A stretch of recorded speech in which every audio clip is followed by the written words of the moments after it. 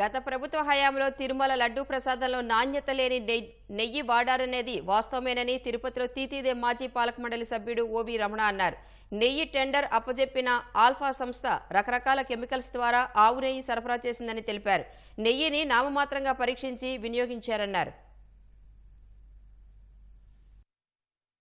నిన్న ముఖ్యమంత్రి చంద్రబాబు నాయుడు గారు గతంలో లడ్డు నాణ్యత బాగా తగ్గింది, జంతువుల నెయ్యితో లడ్డు ప్రసాదాలు తయారు చేశాడని ఒక స్టేట్మెంట్ ఇచ్చాడు. జంతువుల నెయ్యి తీసుకొస్తాడా, రాజకీయ అవసరాల కోసం మాట్లాడతాడా, మనిషి పుట్టుకైనాడు పుట్టినోడు ఇట్లా మాట్లాడుతున్న ఒక పెద్ద మనిషి విలువల గురించి, ఆచారాల గురించి, మనిషి సాంప్రదాయాల గురించి విపరీతంగా మాట్లాడు ఇంకో పెద్ద మనిషి ఇక్కడే ఉన్నాడని తిరుపతిలో. ఆ పెద్ద మనిషి గురించి మాట్లాడతాడు, అసలు బుద్ధుడిని మాట్లాడుతున్నాడు.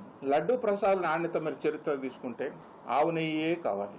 ఆవు నెయ్యి తయారు చేయగలిగే సంస్థలు ఈ భారతదేశంలో ఎక్కడున్నాయి అంటే, ఒకటి కర్ణాటక, రెండు తమిళనాడుకు సంబంధించిన ఆవు నెయ్యి ఈరోడు ప్రాంతంలో మాత్రం ఆవు నెయ్యి దొరుకుతుంది. మూడు ఆంధ్రప్రదేశ్ లో సంబంధించినంత వరకు ఒకప్పుడు చిత్తూరు డైరీ పలమనేరు బెల్ట్ ఆవు నెయ్యి కాబట్టి అక్కడ దొరికేది. చిత్తూరు డైరీ మూసిపోయిన తర్వాత విశాఖపట్నంలో ఆవు నెయ్యి బెల్ట్ కొంచెం దొరుకుతుంది. ఈ మూడు వదిలేస్తే పంజాబ్ లో దొరుకుతుంది ఆవు నెయ్యి. ధర్మారెడ్డి ఒక పెద్ద మనిషి వచ్చిన తర్వాత, అధికారి వచ్చిన తర్వాత ఆయనకున్న పైరవీలతోనూ ఆయనకున్న పరిచయాలతోనూ ఆయనకు కావాల్సిన మనుషులకు కట్టబెట్టడం కోసం ఏం చేశారంటే ట్రేడర్స్ ని తీసుకొచ్చారు. ఆల్ఫాని ఇంకొకడని కొన్ని ట్రేడర్స్ ని తీసుకొచ్చారు. సరే, మీరు చెప్పిన కండిషన్స్ ప్రకారం ఇన్ని లక్షల ఆవు పాలు ఉత్పత్తి చేయగలిగే సామర్థ్యం కావాలి, ఆవు పాలు ఉత్పత్తి చేయగలిగి మనం వెన్నకు కన్వర్ట్ చేసే సామర్థ్యం ఉండాలి, దాన్ని మనం నెయ్యిగా ఇన్ని డిగ్రీస్ టెంపరేచర్ చేయగలిగే సామర్థ్యం ఉండాలని చెప్పి మీరు కండిషన్ పెట్టినా అవన్నీ పక్కన పెట్టేసి ట్రేడర్స్ దగ్గర తక్కువ రేటుకు వచ్చాడు.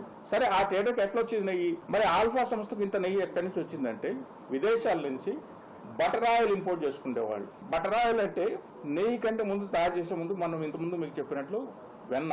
ఆ వెన్న రెండు రకాలుగా వెన్న, గేదె నెయ్యి ఉంటుంది, ఆవు నెయ్యి ఉంటుంది, జంతువుల నెయ్యి ఉంటుంది, రకరకాల నూనెలన్నీ ఉంటాయి. ఈ బటర్ ఆయిల్ ఒక ఫ్యాట్ కంటెంట్లో తీసుకొచ్చిన బటర్ ఆయిల్ని తీసుకొచ్చి ఆ బటర్ ఆయిల్ని ప్రాసెస్ చేసి కలర్ మిక్స్ చేసి ఆ నెయ్యిని తీసుకొచ్చి కొన్ని ఏళ్ల పాటు దేవస్థానం సప్లై చేశారు. ఇంతకుముందు కంపాక్ట్గా ఉండే లడ్డు మనం తీసుకొచ్చి ఇంట్లో 2-3 రోజులు పెట్టుకున్నా అట్లే కంపాక్ట్ ఉండే లడ్డు తీసుకొచ్చి ఈరోజు పొడైపోవటము, రుచి తగ్గిపోవటము.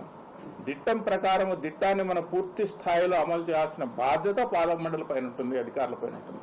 ఆ దిట్టాన్ని పూర్తిగా పక్కన పెట్టి బటర్ ఆయిల్ ఇంపోర్ట్ చేసుకుని ఆ బటర్ ఆయిల్ని తీసుకొచ్చి ప్రసాదాలు వాడుకున్నామంటే, మనిషి పుట్టిన చెప్పిన పెద్ద మనిషి నువ్వు మనిషివేనా? నీకు మనిషి లక్షణాలు ఉన్నాయి నీ దగ్గర?